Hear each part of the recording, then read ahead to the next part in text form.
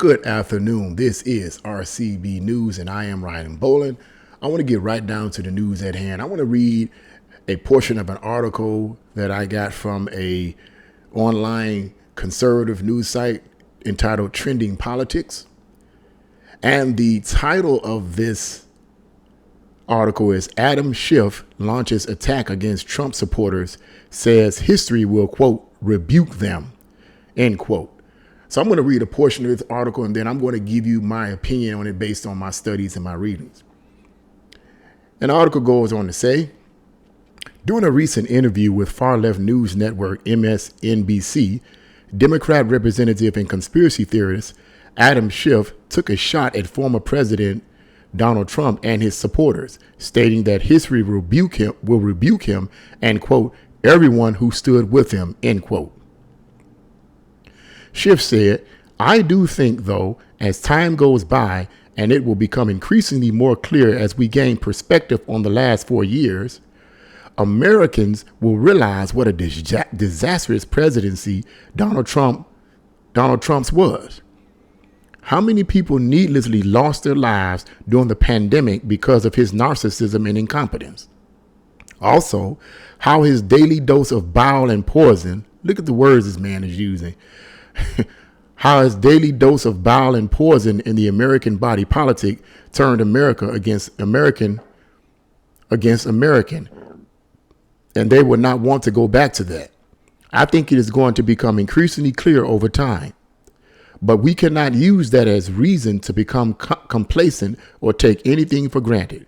We are not through this yet.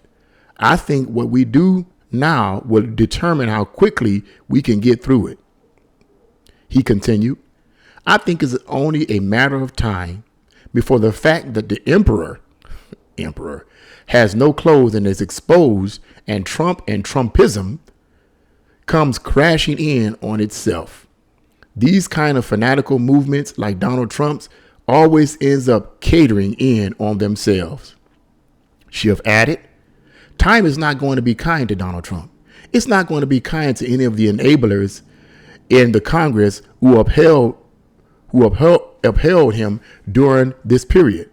One of the things that I really can't understand about my colleague is how do they believe they are going to explain this to their children and grandchildren one day when they are asked, what did you do when that awful man was running the country?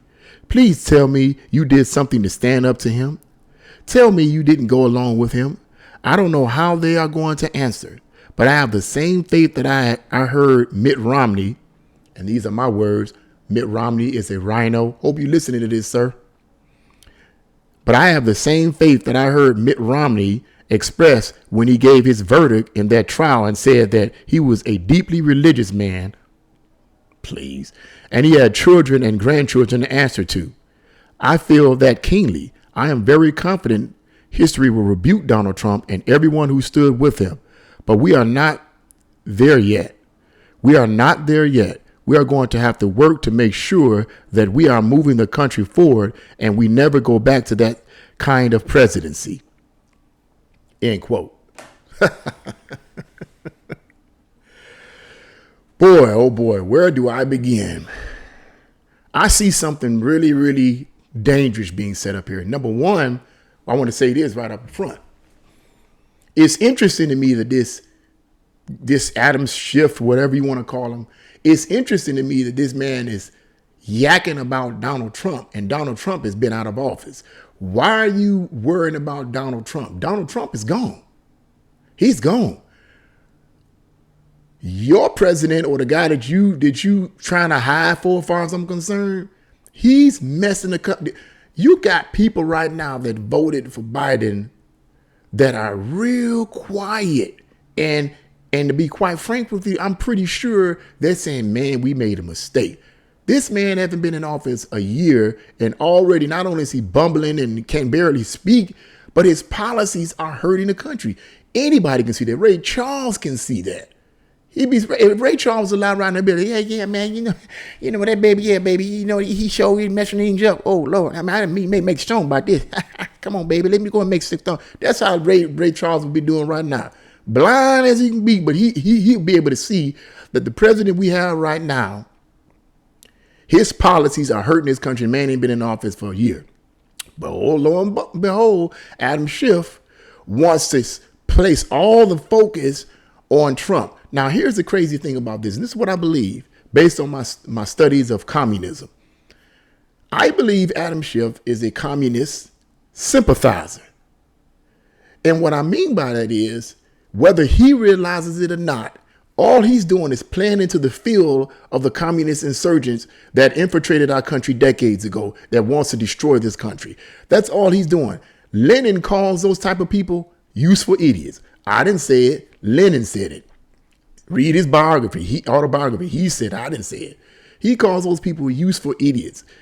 And it's a shame when I hear stuff like this, because instead of him acknowledging, you know what, something's not right here with the policies that's going on. This man ain't been in office for a year. He focuses all the attention on Donald Trump. And what's interesting to me is he uses inflammatory terms and words to get people angry, people who lack knowledge, who lack the ability to see the other side in terms of taking the initiative to watch alternative news sources.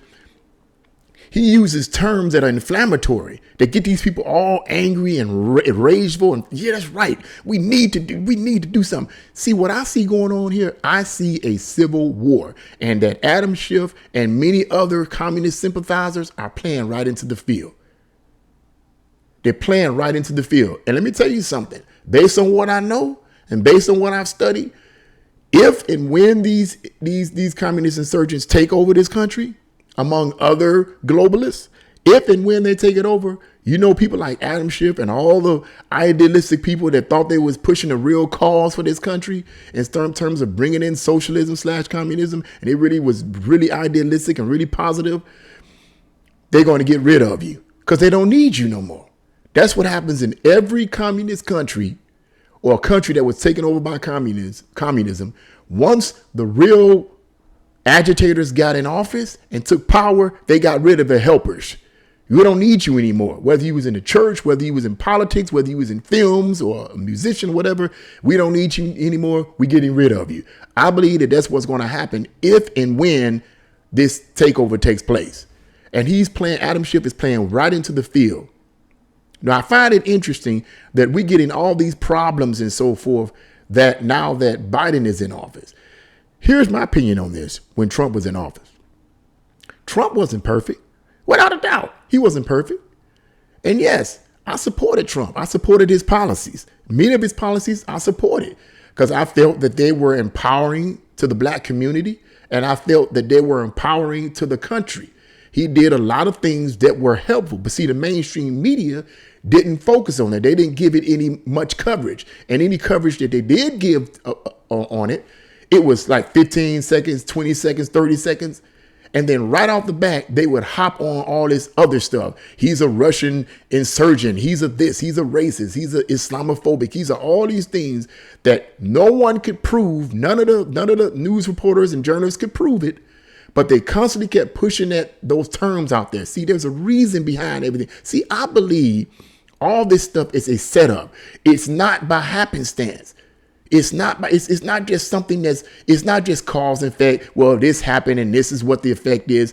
I believe that there are people behind the scenes on both the left and the right who want to destroy this country. They want to bring socialism into this country.